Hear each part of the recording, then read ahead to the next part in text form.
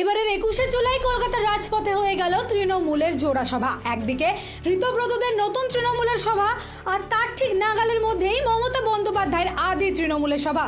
তবে একই রাজপথে দুটো সভা হলেও দুই সভার তফাৎটা কিন্তু ছিল চোখে পড়ার মতো।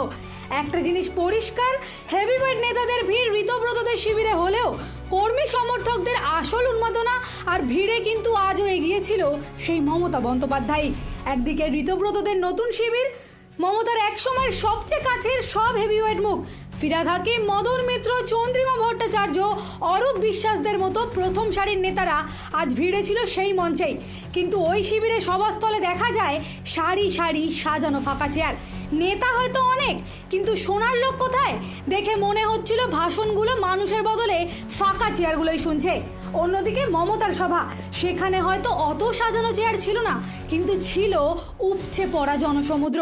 অভিষেক বন্দ্যোপাধ্যায়, কল্যাণ বন্দ্যোপাধ্যায়, কুণাল ঘোষ, বীরবাহা হাঁসদা, দোলা সেনের মতো বিশ্বস্ত সেনাপতিদের পাশাপাশি আজ দেখা গেল কীর্তি আজাদ ও বাবুল সুপ্রিয়কেও। এসব বিশ্বস্ত মুখদের পাশে রেখেই যেন আবারও নজরে পড়ল সেই পুরনো 21শে জুলাইয়ের চেনা উন্মাদনা। তবে এবারে 21শে জুলাইয়ের মঞ্চে ধরা পড়লো দুটো বড় অভাব। প্রতিবার যে গ্ল্যামার জগৎ বা টলিউডের চেনা তারকাদের ভিড় লেগে থাকতো, এবার তাদের কাউকেই দুটি সবার কোনোটিতেই দেখা যায়নি। অন্যদিকে ব্রাত্য বসু কিংবা শশী পাজার মতো শীর্ষ নেতারাও কিন্তু দুই তৃণমূলের কোনো মঞ্চেই নজরে আসেনি।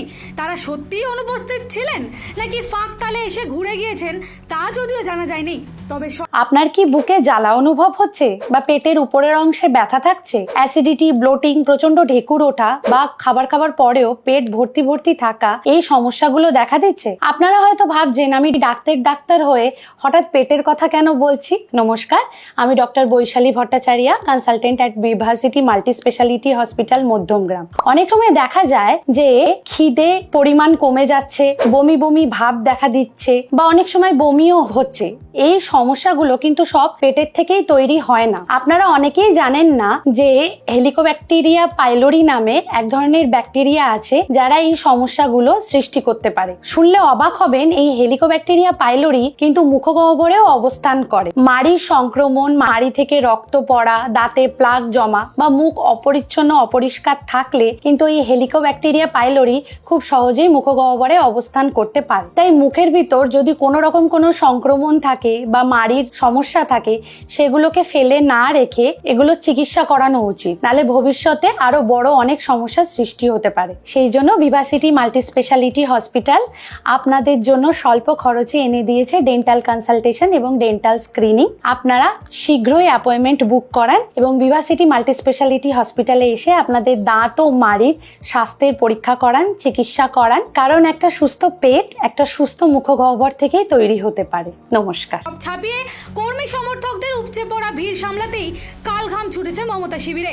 ভিড়ের মধ্যে থেকেই বেশ কয়েকজন কর্মী তো সোজা বলেই দিলেন, নেতা যেদিকেই যাক আজও তৃণমূল মানেই মমতা বন্দ্যোপাধ্যায়। তাহলে সমীকরণটা কি দাঁড়ালো? বড় বড় নাম একদিকে সরে গেলেও কর্মী সমর্থকদের কাছে আজও একমাত্র ভরসা সেই মমতা বন্দ্যোপাধ্যায়।